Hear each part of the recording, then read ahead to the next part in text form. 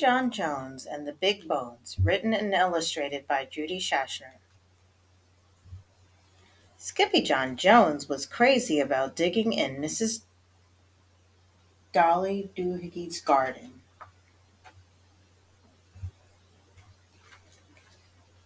because that's where Mrs. Dolly Doohickeys dog Darwin buried all of his bones, and nobody messed with Darwin.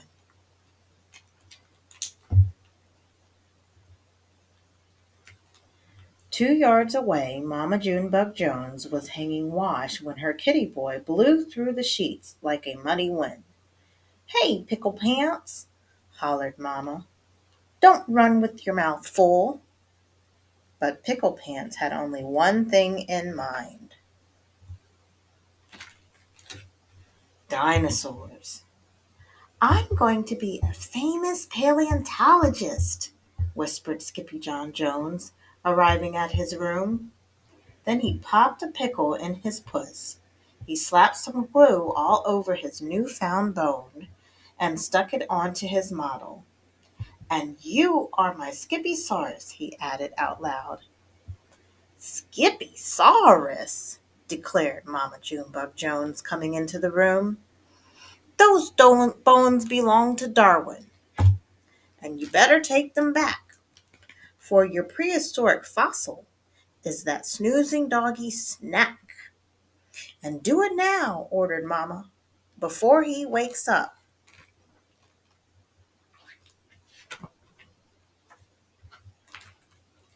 But the kitty boy had no intention of returning Darwin's bones before he bounced on his big boy bed. First he pounced and wiggled. Then he bounced and giggled. All the way up to the ceiling he chanted, "Oh, I'm Skippyjon Jones, and I bounce on my bed 'cause I love to eat pickles that tickle my head." Then he flung himself over to the mirror for a head check. "Holy hairballs!" exclaimed Skippyjon Jones, pulling out his tape measure. "That's one huge cabeza." Then, using his very best Spanish accent, he added, "My ears are too big for my head, and my head won't fit into my bed. I know I'm not a Siamese cat. I'm a Chihuahua." And quicker than you can say chunky Chihuahuas and cream, the kitty boy picked up his cape and pulled on his mask. Then he began to sing in a moi soft voice. "Oh, my name is Skipito Frisquito, and I hunt for the dinosaurito with gigantico ears that's been buried for years under layers of sentimentito."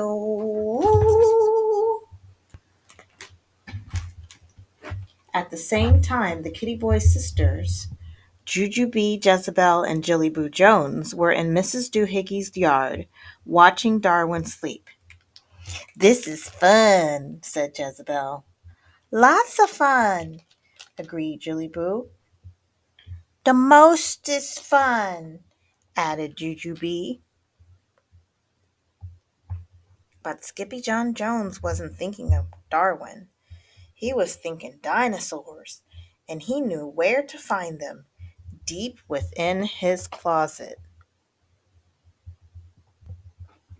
"Whoa!" said Skipito. "It's a jungle in here." But as soon as he stepped over the threshold, his snifferito picked up the scent of his old amigos, Los Chimichangos. "Stinkitos!" called out Skippyjon Jones. "I smell you, but I don't see you. It is I, El Skipito, Frisquito, the great sword fighter." "Up here, Skipito!" hollered the Chihuahuas. "We are toasting los marshmallowcitos prehistoricos." "Not the marshmallows, prehistorica!" exclaimed Skipito. "See, dude," replied the doggies, "but they are as hard as rocas."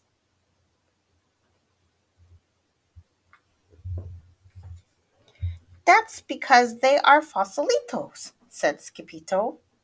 Fasalitos, mashalitos, declared Poquito Tito, the smallest of the small ones. We want to see Los Dinosaurios with our own ojos, he said, pointing to his eyes. ¿Por qué? Asked Capito. Because, Bobocito, said Don Diego, the biggest of the small ones. We hear they are really, really big, dude. This news made the chimichangos go insano around the rim of the volcano, singing, ding-a-ling, ding-a-long, ding-a-lito, for you are such a silly skipito. You know what dogs think if you's good it must stink. Plus it's great for the old snifferito. Whoa!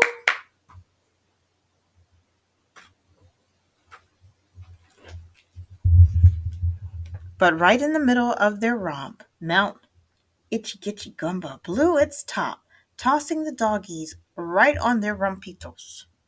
But a bump on the rump would become the least of their worries. Because boom, boom, boom, boom, boom, boom, the earth began to tremble and shake. Terremoto! Shouted Poquito Tito, panic stricken. It's not an earthquakeito, said Skipito, peeking through the bushes. It's a T-Mexito.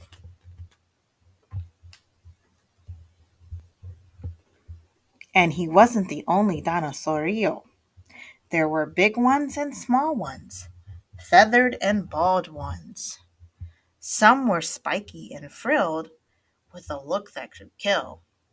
And they were all doing the very same thing. They were dancing. Ay, caramba! It's the rumba! Cheered the chimichangos. And before Scipito could warn them, the rascalitos had shimmied and shook their way into the dance line. This is loco, wailed Scipito. You will be crushed like the crispitos beneath the dino's tostitos. But the papitos did not hear. They were too busy singing. Itchy kitchy gumba, dinos do the rumbo with jumbo jaws and giant claws with horns and beaks and scaly peaks. Itchy kitchy gumba, chimichancos do the rumba with great big hearts and tiny parts with knobby knees and lots of fleas. Itchy kitchy gumba.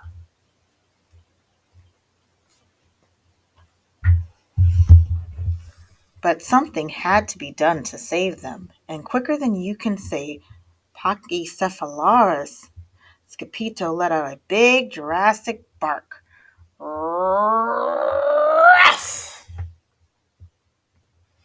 Holy halucitos, halitosis, roared the T-Mexito. I smell the pickle breath of a Skipisaurusito. I am not a Skipisaurus, declared Scipito, whipping off his mask. I am a Chihuahua. Not the pillow fighting, ankle biting, pickle dripping, dino dripping Chihuahua they call El Scipito Fresquito, the great sword fighter, shrieked the T Mexito. Oh, see, that is me, said Scipito with a bow. Then, quicker than you can say Don Diego's dominoes, every dinosaurio stopped, dropped, and rolled far away. Where's the fuego, dudes? Asked Poquito Tito. There's no fire, said Scipito. They're just going extincto. Muy bueno, Scipito. We love the stinquito, agreed the Chihuahuas, and they tossed him into the air. Didgeridoo, didgeroo, didgerito.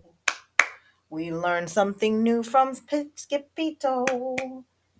He scares them to death with his old pickle breath, and that's how we get fossilitos. Then, all of a sudden, boom, boom, boom, boom, boom, boom. The earth began to tremble and shake. Every head popped up and sniffed. Dinosaurios, whispered the perritos. No, said Skipito. They are extincto. Sí, said the chihuahuas. Es muy stinquito. But it wasn't the dinosaurs that smelled.